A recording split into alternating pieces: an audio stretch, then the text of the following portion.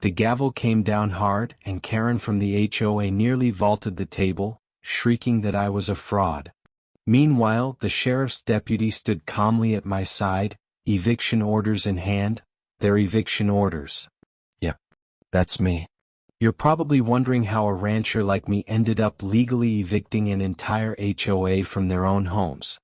Let's rewind. It started on a morning like any other. The sun was just cresting the hills, casting long gold streaks over the dry ridges of my family's 150-acre ranch. I was checking the southern pasture, making sure the water lines were holding, the cattle calm and settled. That's when old Jim from the post office pulled up in his faded blue truck, waving a letter like it was liable to bite him. I wiped the dirt off my hands and took it, expecting tax paperwork or more campaign flyers I'd toss straight into the burn barrel. Out here, politics never meant much. The land was what mattered, the land and the rhythms you couldn't vote on, rain, births, and dry seasons. But Jim didn't drive off right away. He hovered, shifting on his boots like he had something to say but thought better of it. Then he tipped his hat and left me standing in the dust. I tore open the envelope right there under the rising heat. At first it made no sense. Legalese. Foreclosure. Maintenance fees. Auction. By the third page my hands were shaking. According to this so-called official document, my ranch, my home, my inheritance, my life, had been seized and sold at a court-ordered auction by the Willow Bend Homeowners Association. To developers. For pennies. I staggered back, the world suddenly blinding. Maintenance fees? Auction. What the hell were they talking about? My ranch predated Willow Bend by a century. My great-grandfather homesteaded this land back when the only laws were the ones you could enforce with a rifle and a stubborn jaw. I never joined an HOA. Never agreed to any fees. Hadn't even heard of any notices. But they hadn't needed me to hear them. Turns out the notices were sent, just not to my address. Some random house in town. Then, when I didn't pay the fees I never got, they slapped a lien on the land. Foreclosed. Auctioned it off to themselves and their developer buddies. I left the cattle and tore into town, the tires on my old truck flinging gravel like shrapnel. At the county records office, I slammed the letter in front of Daniel, the clerk, a twitchy guy who looked like he'd rather be anywhere else. "There's been a mistake," I said, barely keeping my voice level. He typed, paused, squinted, then turned the monitor so I could see. There it was. Annexed. 6 months ago, the Willow Bend HOA filed a quiet annexation that included my ranch into their so-called community improvement district. That was their trick: redraw the map, assign fake fees, and wait for the clock to run out. I hadn't received a single letter. But they'd sent them. To the wrong address, on purpose. When I didn't respond, they foreclosed. Quietly. Legally. The buyers? HOA board members. Developers. Even Karen Mitchell herself, the queen bee of the Willow Bend HOA. She'd once tried to fine me for having non-standard fencing after she saw my split-rail fence from the highway. I got copies of everything. Dozens of pages. Dozens of lies. Worse still, the petition signatures that authorized the annexation? And the county commissioner who signed off on it? Karen's brother-in-law. The whole thing was a setup, an orchestrated land grab. My ranch was a sore thumb in their pristine world of beige vinyl and chemically treated lawns. They wanted it gone. When I didn't sell, they stole. They chopped it up, sold it to each other, and toasted to their brilliance. Karen bought the land along my creek. Her VP took the North Hills. Even the HOA secretary picked up a piece where my grandfather's cattle pens still stood, rusted and proud.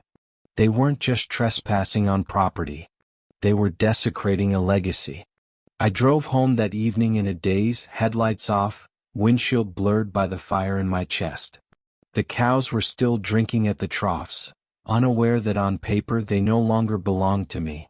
The old house stood like it always had, battered but resolute. Porch swing creaking in the breeze, like it knew we weren't done fighting. Not by a long shot that I sat on the tailgate of my truck, the foreclosure letter crushed in one hand, and stared out at the land that raised me. Land that buried my forebears. Land that held every memory worth a damn. My blood was in that soil. My family's story carved into every wind-worn rock, every gnarled mesquite, every dry creek bed that only ran after a good rain. And now it was gone. On paper, anyway. I could almost hear my great-granddaddy turning in his grave. This wasn't just a legal fight. This was personal. This was war. If Karen Mitchell and her band of paper tyrants thought they'd pulled a clean heist, they had no idea who they were up against. I was born on this land. Knew it like the back of my calloused hand. They were trespassers, squatters in a kingdom they didn't understand. They thought a couple notarized pages could erase a century of sweat, grit, and mule-stubborn bloodline. They thought wrong. I breathed deep. The cool night air bit into my lungs like cold iron, grounding me. Right then, under a sky dusted with stars, I made a promise. I was going to take it all back. Every acre. Every inch. And when it was over, Karen Mitchell would wish she'd never seen a plat map, let alone my name. By sunrise, I was already on the phone. I might not know politics, but I sure as hell knew how to fight dirty when it was called for. And I knew how to hire people who could fight even dirtier. First call went to Mr. Harlan, our family's lawyer since the Dust Bowl days. Same man who helped settle my grandfather's will. When I told him what happened, he didn't hesitate. "Sounds like a mess, son," he said in that gravel-scraped voice. But messes are usually made by folks too dumb to hide their footprints. By noon, I was in his office flipping through brittle deeds and dog-eared maps older than most of Willow Bend. We pulled everything the HOA had filed. Annexation forms, notice publications, parcel transfers. It was worse than I thought. Their petition signatures? Obvious forgeries. Identical loops, repeated strokes, looked like a high schooler had copied them. Their legal notices? Published once in a forgotten county newsletter nobody had subscribed to in years. Their property descriptions? Based on a 1920s cattle trail survey, long since invalidated by modern plats. Sloppy. Sloppier than I dared hope. But the motherlode came 2 weeks later. I was out mending fence line when Jenny, Harlan's partner, called, practically vibrating through the phone. "You need to get in here," she said, breathless. "Now." I bolted into town, still covered in dust and saddle sweat. Harlan didn't look up when I walked in. Just tapped an old leather-bound ledger like it held scripture. "Read that," he said. The ink was faded, the paper brittle with age. But the words hit me like thunder. My great-granddaddy, the roughest, most mule-headed man I ever heard of, had done something brilliant. When he filed for this land, he'd also recorded a covenant, a private land use restriction. It barred the ranch from being sold or subdivided without approval from direct descendants. He even included a reversionary clause. If anyone tried to break the covenant, the land would legally revert to the family. Meaning me. "You're telling me?" I started, choking on the thought. Harlan's grin was sharp enough to cut steel. "I'm telling you, son, those HOA clowns built their dream homes right on top of a legal trap. Their titles? Voidable. Their mortgages? Built on sand. As far as the law sees it, they're trespassers." I dropped into a chair, stunned. Jenny spun her laptop around to show me satellite overlays of Willow Bend, every street, cul-de-sac, and fake lake mapped out. Most of it? On restricted land. 80% of their development sat on property that never legally left my family's hands. "They thought they were expanding," she said with a smirk. "Turns out they were building their own prison. And they handed you the keys." My mind raced. If we played it right, I wouldn't just get the ranch back. I could take everything. Karen's Creekside house? What? Todd Granger's showpiece garage? What? The HOA's prized clubhouse with its faux marble pillars? Also mine. I could already picture the look on Karen's face when she realized she wasn't the queen of Willow Bend anymore. She was my tenant. Harlan leaned back, eyes sharp. "This ain't gonna be a fast fight. They'll lawyer up. Play victim. Cry foul in the press. You ready for that? I didn't even blink. Born ready. We moved fast but quiet. Filed notices preserving my rights under the covenant. Cross-referenced land titles with plat errors and forged filings. Jenny worked nights compiling dossiers on every house. Meanwhile, I smiled through town events like a man too dumb to know he'd lost. Let them think I was licking my wounds. Behind the scenes, I built my war chest. Set up a web of shell companies, Sandstone Holdings, Prairie Ventures, Twin Rock Properties, all clean, quiet, and impossible to trace back to me. Through Harlan's network, I found straw buyers, friends of friends, who hated the HOA types as much as I did. They posed as interested investors. Started sniffing around Willow Bend, dropping offers on foreclosed homes, fixer-uppers, abandoned lots. Karen and her crew never suspected a thing. I kept my head down, played the dumb cowboy, all while pulling the strings behind the scenes. Late one night, I sat on the porch, whiskey in hand, files spread out like a general's war map. I could almost feel my great-granddaddy there beside me, under that same stretch of stars. He didn't trust government, didn't trust banks, didn't trust anyone who wore a suit in summer. But he trusted the land. And he trusted blood. And that trust? That was about to save his legacy. I raised my glass into the dark and whispered, "Time's up, Karen. The land remembers. And so do I. Because ranching teaches a man patience. And I'd waited long enough. Every deal, every handshake, every closing contract haunted them. Another brick peeled from the crooked little fortress Karen Mitchell and her cronies had built on stolen land. It started slow, as all good ambushes do. The first house came up after a young couple defaulted on their mortgage. Word was they'd been bled dry by compliance fines and surprise special assessments, Karen's favorite trick for squeezing out homeowners who didn't fit her aesthetic. Peeling paint, overgrown shrubs, a cracked driveway. The HOA slapped them with violation after violation until the bank moved in. And that's when Prairie Ventures stepped up. Cash offer, no inspections, 14-day close. The bank practically begged us to take it. Karen beamed at the next HOA meeting, gushing about how young investors were revitalizing the neighborhood. I tipped my hat from the back row and chuckled into my coffee. She didn't recognize her worst nightmare, standing 2 feet from her bake sale table. Over the next year we picked them off one by one. Another foreclosure here. An elderly couple downsizing there. A family transferring out of state. Each time one of my shell companies, Sandstone Holdings, Twin Rock Properties, swept in with a smile and a check. We kept the homes pristine. Mowed the lawns. Painted the fences. Never once raised suspicion. Some were rented to locals who despised the HOA but couldn't afford to leave. Others we left empty, polished and perfect, ghost homes with crisp welcome mats and not a soul inside. The board never questioned it. Too drunk on their own arrogance to notice the shift. They never asked why these new owners paid in full but never showed up to volunteer. Never ran for board seats. Never waved at the block parties. By the 18-month mark, I held control of nearly a third of Willowbend. Every home was a vote. Every vote tilted the scales. Karen? Still too busy banning Christmas lights and fining teenagers for sidewalk chalk to see the tide rolling in. I showed up to every open house, posing as a cousin, a friend, a helpful advisor.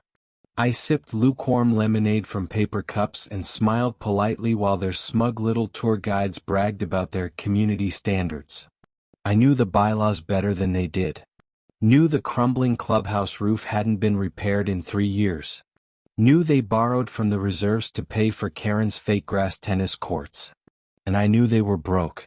Spiritually, financially, institutionally. By year 2, my companies controlled 64% of the neighborhood. Enough for a supermajority. Enough to rewrite the rules. Enough to dissolve the HOA entirely if I wanted. And Karen? She was still grinning for the newsletter, planning a private park expansion, on land still bound by my great-granddaddy's covenant protections. Let her. Let them dig the grave deeper. The day we crossed 50%, I celebrated the way a rancher should. I saddled my best horse, rode up to the ridge, and watched the sun fall behind the land they tried to take from me. The land didn't know defeat. It had outlasted worse than them. So would I. They kept playing their games, passing out Yard of the Month awards, some of them nailed to homes I now owned. They sent violation letters that were quietly shredded and sent back to me as confetti. Every time Karen smiled at a new homeowner, she was really just handing me another piece of her kingdom. Brick by brick, vote by vote, I was burying her empire under its own weight. And the irony? It was beautiful. The HOA had built its entire identity on control, on dictating fence height, porch colors, garden gnomes. But now, they were just tenants in a kingdom they didn't realize was mine. Some nights, when the ranch work was done and the stars were thick as spilled salt across the sky, I'd pour a whiskey, open the old maps, and mark another lot acquired. Another flag planted in stolen soil. This wasn't just revenge anymore. It was principle. It was legacy. It was proof that real ownership, like real character, is earned. Not printed on a flyer. Not voted into a committee. Earned acre by stubborn acre in sweat, time, and fire. And if you try to steal that from a man, you better pray he's merciful. I wasn't. The day I made my move, the sky was the color of old gunmetal. Heavy with rain. The air electric, like the land itself was holding its breath. I walked into the Willowbend Community Center without a word, boots echoing off the tile, a worn leather folder in my hand. It wasn't just paper in that folder. It was history, blood, and every receipt for what they owed me. Inside, Karen Mitchell presided at the head of the HOA table, pearls tied around her neck like a noose waiting to be pulled. The board chuckled among themselves, halfway through planning another petty fine on some poor retiree with the wrong shade of beige paint. You can't just barge in, Karen snapped. I dropped the folder on the table with a sound like thunder. Actually, I said, flipping straight to their own bylaws, any member representing over 50% of properties can call a special meeting, with or without board approval. Her eyes scanned the signatures, every LLC, every straw buyer, every fake smiling investor she'd shaken hands with over 2 years. That was all me. We're in session now, Karen. You might want to take notes. For the next hour, I laid out the case like a branding iron to flesh. First, the 1910 covenant that made their entire development legally null. Then, the forged signatures, the fake public notices, the commissioner's rubber-stamped fraud. I called them out by name. Karen Mitchell, sued personally for fraud, title theft, fiduciary breach. Todd Granger, sued for conspiracy and for personally profiting from stolen land. The rest of the board? Civil suits, financial discovery, personal asset seizure. Karen tried to interrupt, rattling off threats about countersuits and enforcement. But her voice cracked. Then I laid the injunction on the table. Signed by a district judge. Effective immediately, the HOA was under court-ordered suspension. No more dues. No more fines. No more closed-door meetings. Karen opened her mouth again, but this time Todd put a hand on her wrist. He knew. They all knew. The walls were falling. The land had remembered. And their reckoning had arrived. Dragging them through court was like herding cattle through deep mud, slow, grinding, but inevitable. My legal team buried them in discovery requests. Subpoenaed every crooked contract, every under-the-table deal, every email they thought would stay buried forever. We uncovered a treasure trove of corruption, special assessments funneled into private accounts, fake consulting fees paid to relatives, conflicts of interest that would make a crooked congressman blush. Karen tried everything, tearful interviews in the local paper, desperate GoFundMe campaigns, weak countersuits claiming harassment. None of it stuck. The evidence was overwhelming. The truth had too many receipts. The final blow came in the form of a sworn deposition from the county commissioner himself. Under threat of perjury, he admitted the annexation paperwork had been, quote, rubber-stamped without proper verification, at Karen's personal insistence. The judge didn't just rule in my favor. He torched them. His decision, a blistering 23-page takedown, declared the Willowbend HOA fraudulently constituted, illegally operated, and irreparably compromised. Effective immediately, it was dissolved. Every lien they'd ever filed, void. Every fine they'd ever levied, canceled. Every foreclosure in motion, halted. The whole rotten construct collapsed in one thunderous ruling. And he wasn't done. Personal judgments were issued against Karen and every single board member. Joint and several liability for millions, not just to me but to the dozens of homeowners they'd bullied and extorted over the years. Their houses, seized. Bank accounts, frozen. Country club memberships, canceled the moment the dues bounced. Watching it happen was better than any bottle of whiskey I'd ever opened. Karen lost her house first, a garish faux mansion she once bragged was future-proofed with smart tech. Auctioned off at a sheriff's sale for less than the granite countertops were worth. Todd tried to stash his assets with his brother. The judge slapped him with contempt so fast, his lawyer didn't even have time to object. The secretary? The same meek woman who once fined a family $300 for having excessive Halloween decorations? She had to move back in with her mother. And me? I took ownership of the community center, the clubhouse, the walking trails, every inch of land that had once been their hollow little kingdom. I didn't just control Willowbend now. I owned it. Down to the last HOA-approved blade of grass. On the day the final court orders were recorded, I stood alone in the center of the now-empty community center, boots echoing off the polished floors. I mounted a single brass plaque above the fireplace. Read, "Property of Freedom Fields Ranch. No trespassing. No HOAs. No exceptions." It gleamed under the fluorescent lights like justice. Outside, the morning air was crisp. A few neighbors, real neighbors, waved to me from their porches. The kind who'd kept their heads down, stayed out of the mess, and were now finally free to breathe again. As I walked to my truck, gravel crunching under my boots, the whole town stretched out before me like a newly claimed frontier. For the first time in 2 long bitter years, I smiled without restraint. The land was back in the right hands. The fools who tried to steal it had been taught a lesson, written in deeds, in dust, and in the kind of hard-fought justice they'd never understand. The long game was over. I'd won. Eviction day wasn't some wild, dramatic standoff. It was quiet, methodical, clinical, even if you didn't know the story behind it. One by one, the former HOA board members received letters from my attorney. Their titles were void.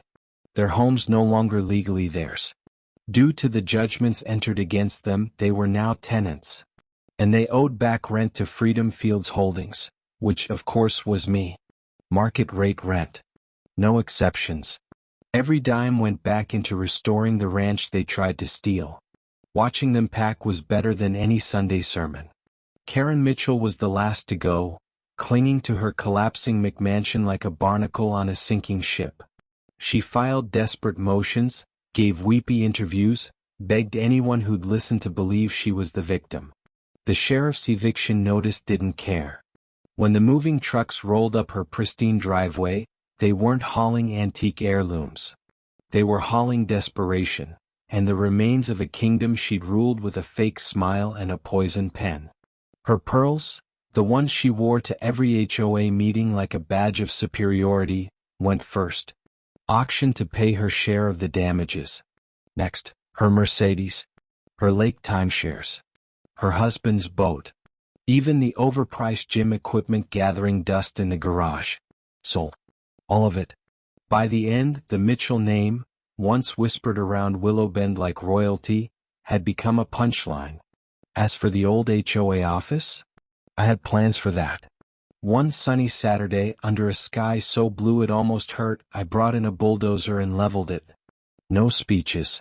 No ceremony. Just metal teeth grinding through drywall and broken dreams while a small crowd of cheering neighbors watched from their porches. In its place I built a dog park. Not a fake, members-only patch of astroturf, but a real park. Open fields, tall trees, hand-carved benches, a big wooden sign over the gate. Granger's Run. Named after my great-granddaddy, the man who started it all. Every time I see a kid laughing or a mutt tearing through that grass, I remember why I fought. Because land isn't just dirt. It's memory. It's freedom. It's every back that bent under the sun. Every calloused hand. Every dream that refused to die beneath a pile of HOA paperwork. The months passed in a slow, peaceful haze. Without the HOA breathing down their necks, people started living again. Painting their homes in bold colors. Building real gardens. Hanging flags. Raising treehouses. Willowbend wasn't a subdivision anymore. It was a community. A real one. And every inch of it stood because I refused to let anyone steal what wasn't theirs.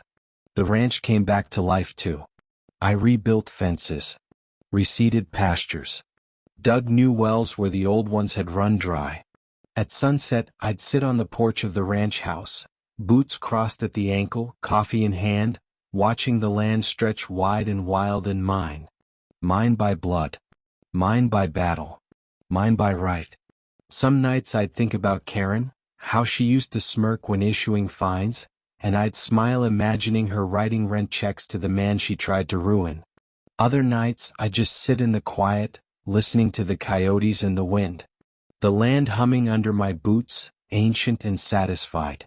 On the 1-year anniversary of the final court order, I gave the fight its proper ending. I dragged the old Willowbend HOA sign, pulled from the rubble before the bulldozer came, and hauled it out to the roadside. I burned the lettering clean off with a blowtorch. Then I painted over the scorched wood bold and proud. That evening, under a sky lit like fire, I dug 2 deep post holes and planted it in the earth. The new sign read, "Welcome to Freedom Fields." No HOA allowed. No slogans. No fine print. Just the truth. I wiped the dust from my hands, tipped my hat to the sunset, and walked back up the hill, sage on the breeze, mows quite in bloom, the ranch whole again. The fight was over. The land was free. And so was I.